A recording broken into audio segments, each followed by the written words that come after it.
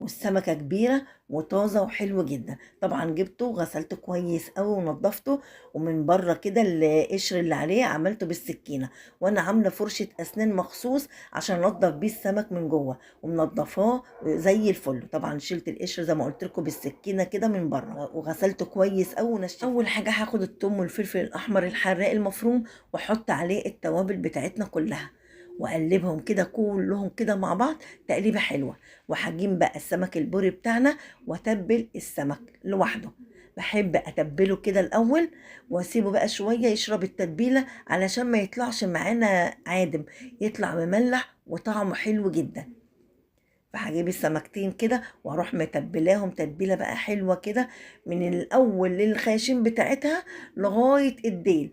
انا بحب افتح السمكه لغايه الديل من تحت عشان تتبل معايا تتبيله حلوه، واتبلهم بقى بالشكل ده زي ما